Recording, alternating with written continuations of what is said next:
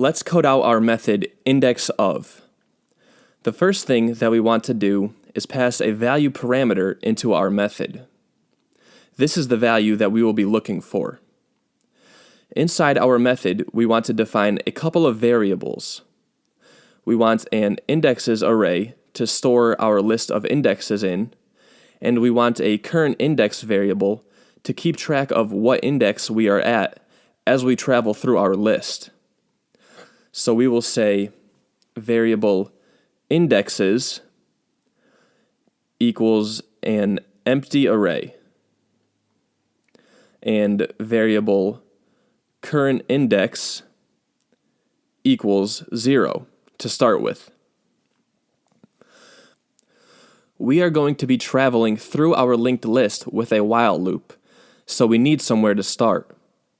So we will write variable current node equals this.head. This will be our starting point. We will now write our while loop, which will allow us to travel through our whole linked list.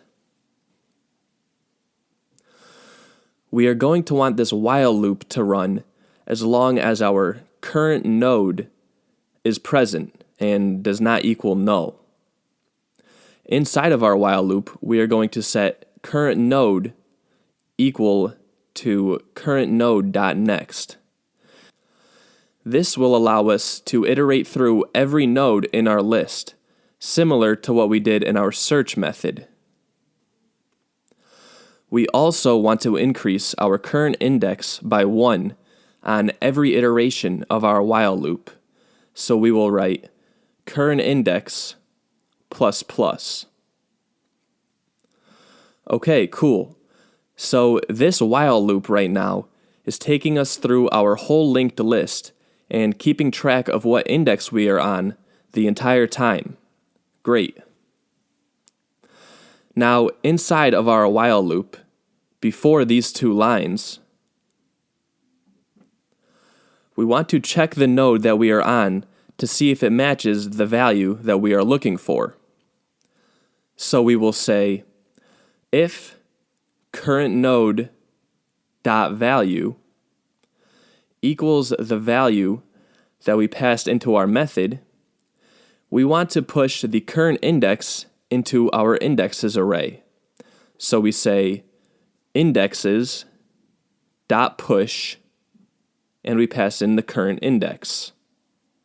Cool. Then down here, after our while loop, we want to simply return our array of indexes. And that is it. That is our indexOf method. Let's see if it works. Let's put some nodes in our linked list by using our add-to-tail method.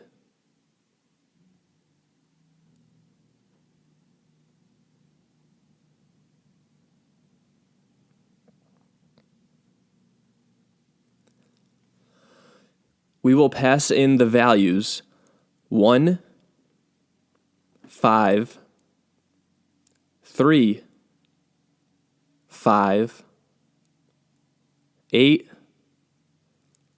7, and 5. And let's use our new method to find the indexes of all the nodes with the value 5 by saying myll.indexOf and passing in 5.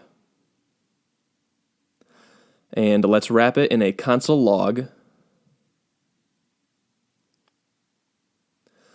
And we should expect to get an array with the values 1, 3, and 6 logged out, because those are the indexes of nodes with the value 5 in our list. Let's see what we get. Great, we got exactly what we expected to. Our indexOf method works just as it should. We now have a fully functioning and performant linked list, and that is it for the functionality that we want our linked list to have.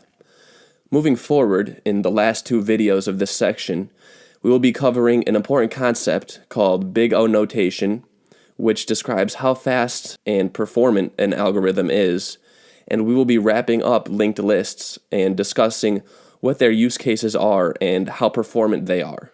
See you in the next video.